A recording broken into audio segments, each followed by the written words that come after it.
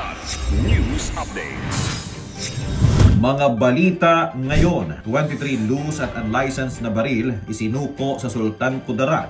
Ikalawang impeachment complaint laban kay PBBM inendurso ng Makabayan Black. 8.5 million pesos halagang smuggled cigarettes nasamsam ng PNP Pangasinan. Ako po si Cesar Soriano, nakahihatid ang mga nangungunang balita sa buong kapuluan ngayon.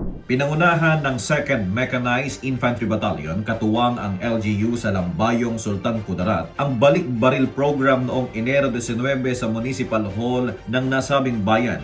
Tinuluhan ng ilang matataas na opisyal ng brigada, batalyon at lokal na pamahalaan. Kabuoang 25 firearms ang isinuko mula sa iba't ibang barangay ng Lambayong. Kabilang sa isinuko ang 13 fabricated 12-gauge shotguns, assorted handguns at pistols gaya ng .22 caliber, .38 caliber, fabricated 12-gauge pistols, rifles gaya ng fabricated .30 at .38 caliber, M1 Garand at high-risk weapons gaya ng fabricated Uzi 9mm carbine, RPG at M79 grenade launcher na may ammunition na pawang nasa pangangalaga na ng 2nd Mechanized Battalion. Layunin ng programa na palakasin ang kapayapaan at seguridad sa pamamagitan ng voluntaryong pagsusuko ng loose at unlicensed firearms. Inendurso ng mga mambabatas mula sa Makabayan Black ang ikalawang impeachment complaint laban kay Pangulong Ferdinand Marcos Jr.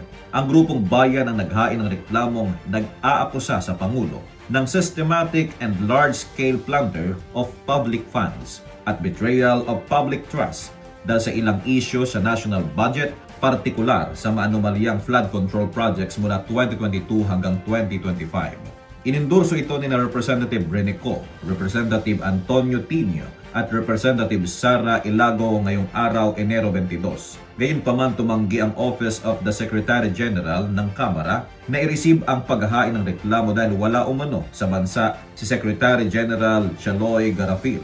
Sa kabila nito, ayon kay Attorney Nery Colmenares, may tuturing na itong served o naisilbi na sa OSG sa ilalim ng House Rules. Nitong Lunes nang inihain ng private lawyer na si Attorney Andre De Jesus ang unang impeachment complaint laban sa Pangulo na inendurso ni Pusong Pinoy Representative Jet Misay.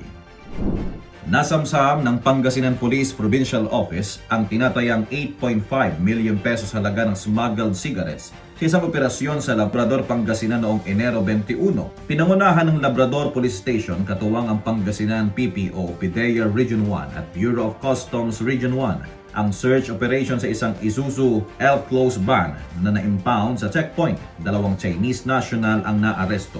Aabot sa 101 kahon o 5,050 rims ang umano'y smuggled cigarettes na na-recover. Ang mga ito ay isinailalim sa inventory at ipapasa sa Bureau of Customs para sa pagsasampa ng kaukulang kaso. Para sa Kidlat News Channel, ito si JP Adaw, nag-uulat. Ako po si Cesar Soriano, kasama nyo sa bawat pagputok ng balita.